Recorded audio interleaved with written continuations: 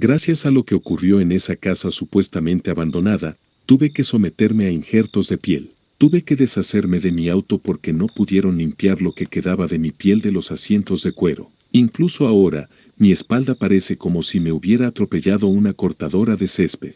Todavía me duele cada vez que me pongo la camiseta por las mañanas. Sé que mi trabajo conlleva un riesgo, pero no estaba preparado para esto. Como inspector de propiedades embargadas, cuando llego a una casa y veo a alguien salir corriendo por la puerta principal empuñando un arma, sé qué esperar. Tienen algo que perder. Tienen miedo y no saben qué hacer.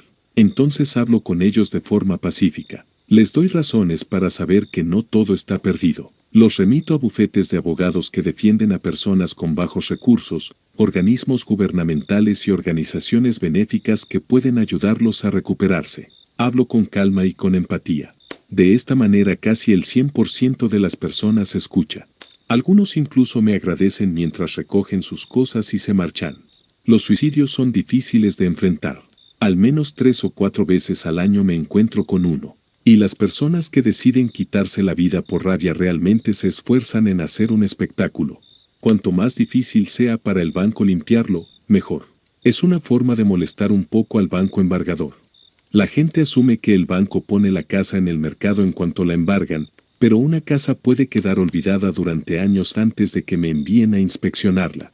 Cuerpos solitarios balanceándose en salones vacíos, la carne como cera derretida por todo ese tiempo expuesta al aire.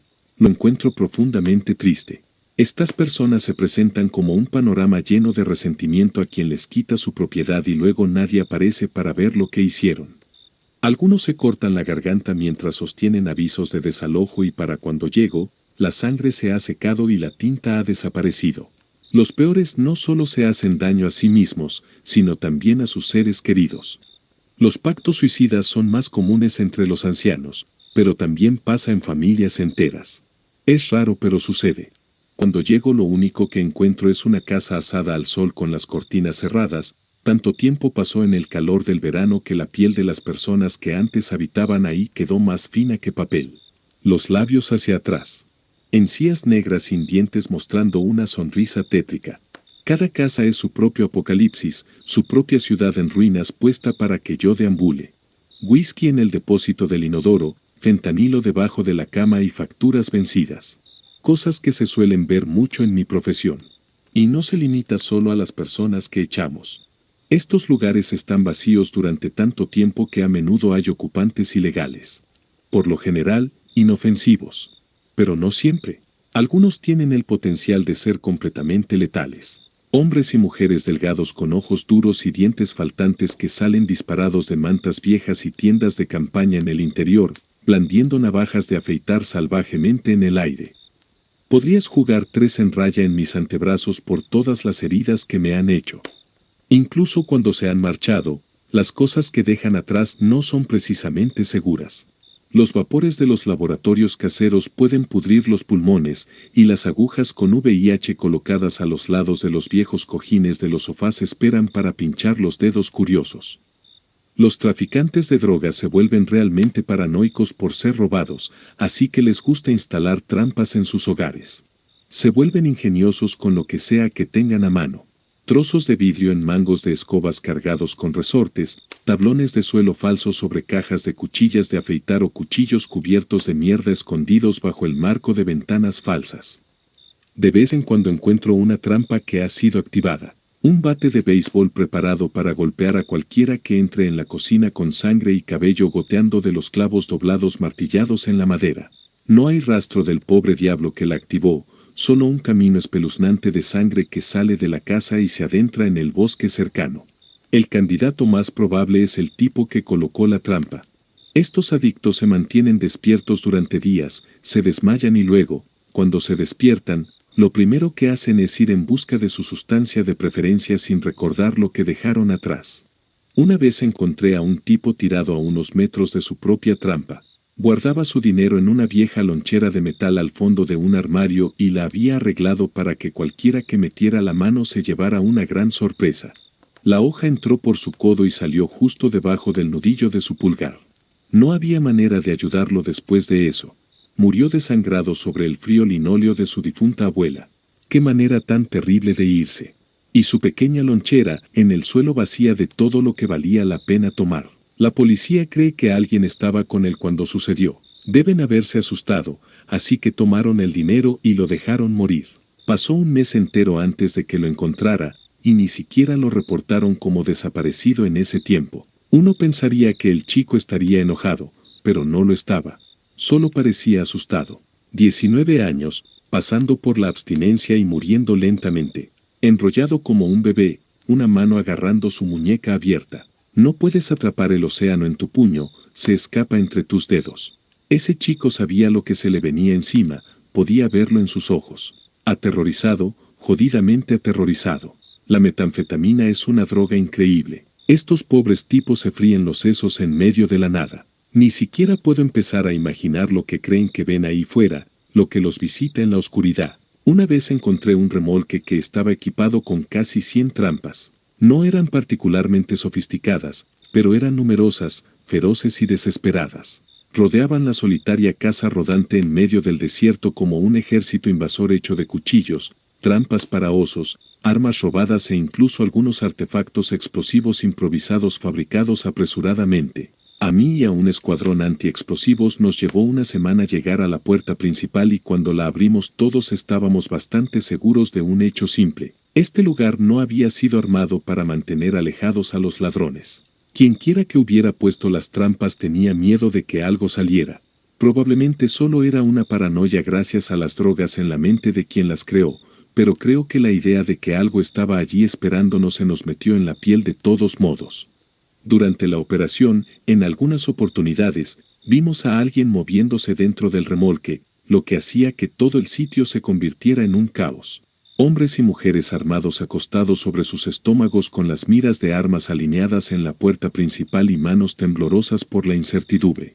Así que seguíamos preguntándonos una y otra vez qué había allí dentro que tenía a alguien tan asustado como para colocar todas estas trampas. Cuando finalmente obtuvimos nuestra respuesta, lo primero que encontramos fue un laboratorio de metanfetamina, bastante típico.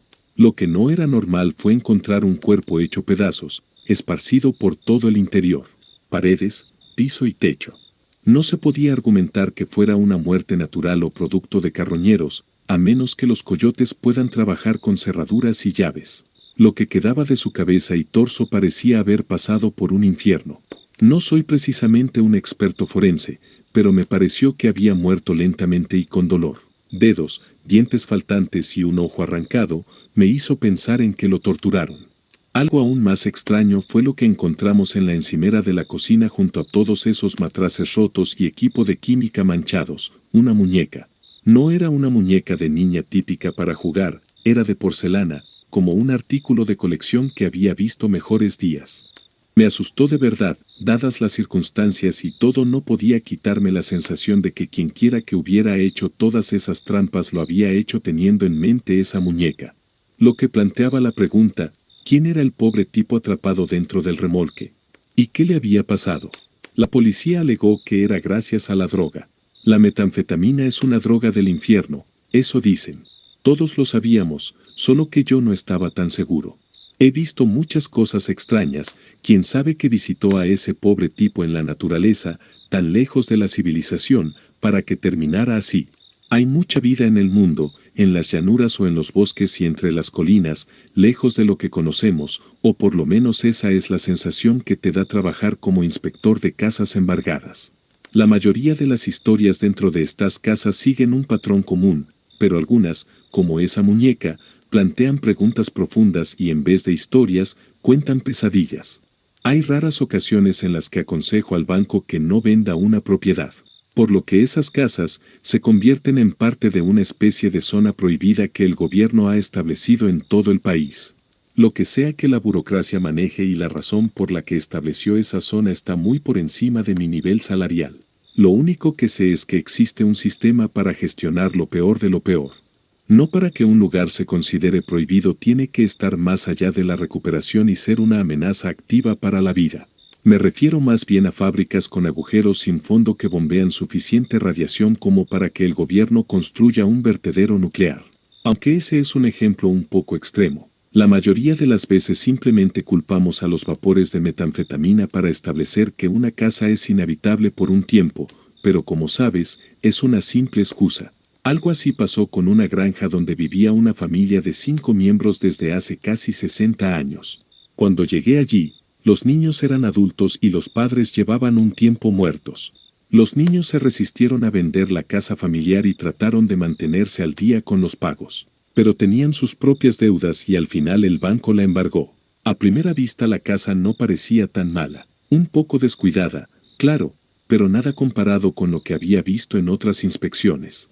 Las ventanas estaban intactas, sin grafitis, el tejado no había sido derribado y la antena parabólica todavía estaba encendida. Desde donde estaba sentado en mi auto, la casa se veía relativamente intacta excepto por la naturaleza y el tiempo. Algo en eso me hizo reflexionar.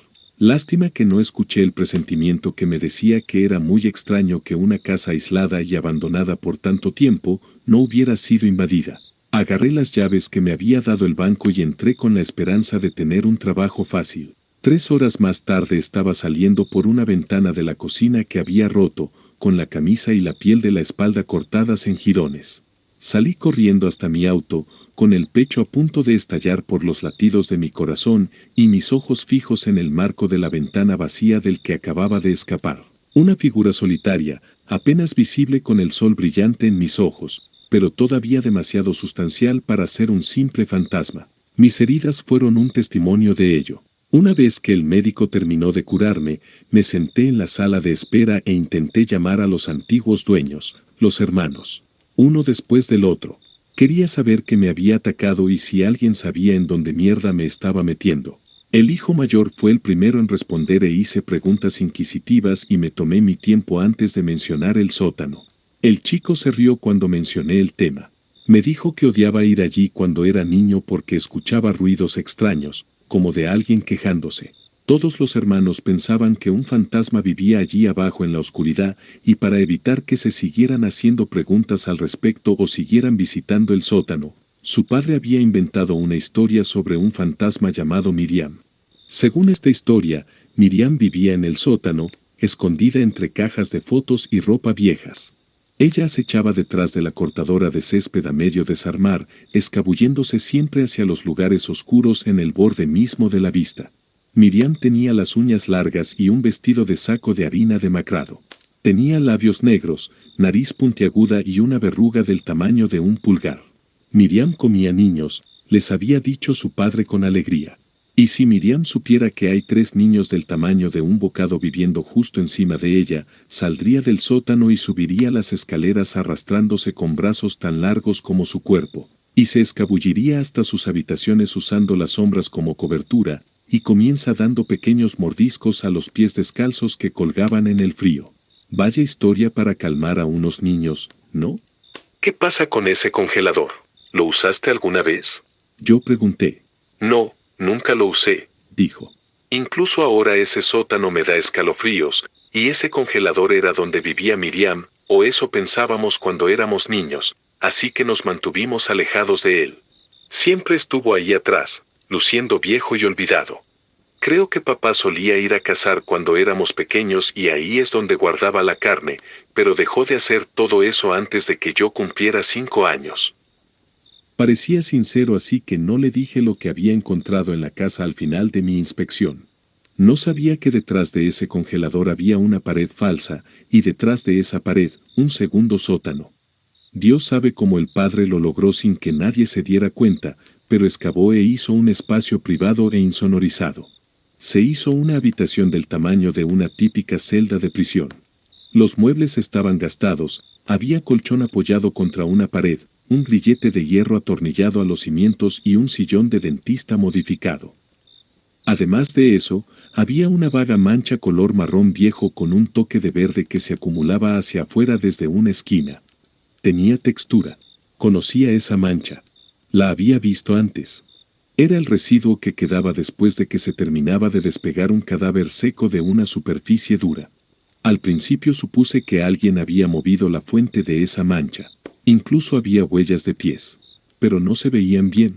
Algo en ellas me hacía sentir náuseas. No era como que alguien pisó la sustancia y caminó por el sótano, más bien era como si algo o alguien cubierto con esa cosa hubiera estado pisoteando por ahí abajo. Hasta ese momento la inspección había sido mundana y aburrida, pero no todos los días te topas con una mazmorra escondida. Ahora de repente se me presentó un increíble secreto familiar, y uno que no tenía mucho sentido. Me quedé allí durante un buen minuto tratando de encajar las piezas de ese rompecabezas. Alguien había movido un cadáver y se había cubierto de carne podrida y luego había caminado dejando un rastro. ¿Por qué carajos lo hizo descalzo? ¿Y por qué no limpiarlo después? ¿Y cómo habían sido tan torpes y al mismo tiempo tan limpios? No había marcas de arrastre. Eché otro vistazo a esas huellas y algo dentro de mis entrañas se agrió. Eran pies pequeños. Parecían de mujer. Todos conocemos este tipo de historia. No me hagas repetirlo. Sótano en medio de la nada, oculto tras una pared falsa, un hombre de familia del que nadie sospecha. Maldito enfermo, fue lo que pensé. Entonces, ¿quién había muerto en ese sótano? ¿Y quién había dejado esas huellas? Ahí me di cuenta que no solo había huellas en el suelo. Con una mano cada vez más temblorosa, seguí algunas hasta la pared donde se montaban en la superficie vertical y continuaban hacia arriba hasta el techo. Así, de repente, un sudor frío se acumuló en la parte posterior de mi cuello y un poderoso sentido de lo extraño me recorrió como agua helada. Afuera de la casa, el viento soplaba fuerte y los árboles del patio crujían. Sonaba como si viniera de otro mundo. Mi auto aparcado a la sombra. Esas imágenes parecían sacadas de otro universo, estaba desvariando gracias a la impresión y el shock. Ansiaba con todo mi ser volver a arriba y dejar atrás este agujero asqueroso. Todo lo que necesitaba hacer era salir de ese sótano y llegar a mi auto. Pero no estaba seguro de querer moverme. Tenía la sensación de que podría tocar algo que no debía o que alguien me atacaría de repente. Por un momento pensé que todo lo que estaba viendo era un producto de mi imaginación hiperactiva, nada más. Pero también tenía esta sensación de que si intentaba huir, la pesadilla me perseguiría gracias a la culpa o a la curiosidad por no averiguar más. Incluso intenté decirme a mí mismo que no sabía qué había pasado en esa habitación, no con certeza. Podría haber sido un juego erótico raro, uno jugado entre él y su esposa, pero luego miré la silla de nuevo. El cuero agrietado y deshilachado de las correas antiguas en las que había marcas de dientes. Respiré profundamente y recuperé el control de mis piernas. A menos que viera algo vivo ahí abajo, tenía que asumir que realmente estaba solo, así que me di vuelta y comencé a caminar, ojos hacia adelante. Mi mente se llenó de valentía frente a todos esos pequeños ruidos y susurros que parecían perseguirme, moviéndose de sombra en sombra. No pude evitar imaginar lo que podría haber pasado en ese sótano, aunque intenté callar mi mente. Quizás ella murió primero, quizás lo hizo, tal vez se aburrió y la dejó morir de hambre, o tal vez casi lo atraparon y decidió poner fin a todo. Quizás escondió algo afilado y se suicidó, pero ella murió seguro y permaneció muerta por mucho tiempo. Al menos un par de meses para ese tipo de mancha en el suelo. Podía ver en mi cabeza su colapso. Ella no desapareció por completo y nadie vino a llevársela. Esas eran sus huellas en el suelo, las paredes y el techo, ¿no? Ella se acostó y murió. Y entonces, de alguna manera, volvió a levantarse. Todo esto lo pensé mientras caminaba hacia la salida del sótano oculto. Cuando llegué a lo alto de los escalones, estaba tan asustado que el sudor me corría a borbotones. Hasta ahora, lo único que había visto en mi camino eran cajas, cajones viejos y pedazos de basura antiguos, desmalezadores y sopladores de hojas con telarañas y logotipos obsoletos que se desvanecían. Pero eso no quería decir que estuviera solo. Había algo raro en ese sitio, lo notaba. Un calor sofocante. Una especie de mal rollo en el aire, aunque no hubiera nada físico que lo causara. Fue tan intenso que cuando abrí la puerta, sentí un alivio instantáneo, como cuando corres de vuelta a la cama después de ir al baño en plena noche, convencido de que un fantasma te está siguiendo de cerca. Me reí y justo después algo frío y duro se envolvió alrededor de mi tobillo.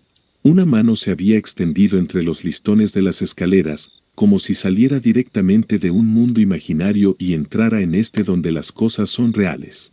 Miré hacia abajo, con el corazón latiendo como un trueno en mis oídos, y lentamente comencé a procesar lo que estaba viendo. Al principio fue la mano, rugosa, oscura, como una sombra mal dibujada, apenas visible gracias a la luz que se filtraba por la puerta abierta.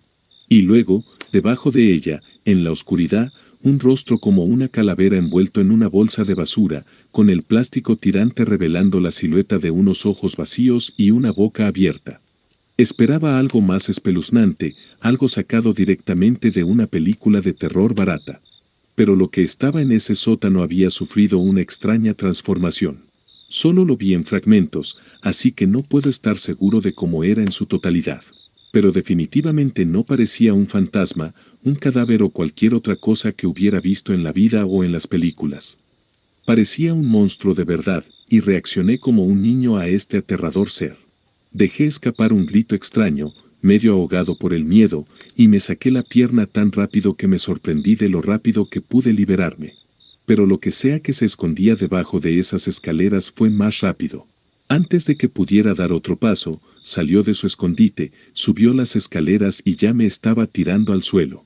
Lo último que vi antes de que mi barbilla golpeara el suelo de la cocina fue que Miriam realmente llevaba un vestido hecho de saco de harina. En ese momento, este detalle extraño pasó desapercibido, pero mirando hacia atrás, el hecho de que el hijo recordara esa prenda en particular me hizo confirmar que su padre había sido el responsable de todo esto. No es como si hubiera estado esperando sin ser descubierto cuando la familia se mudó. Además, el padre debía ser un verdadero imbécil al agregar ese tipo de detalle asqueroso a una historia que les contó a sus hijos. Probablemente lo hizo para que, si su prisionera alguna vez escapaba y sus hijos la veían, su primer instinto fuera gritar y huir. Por supuesto, yo no sabía nada de esto en ese momento.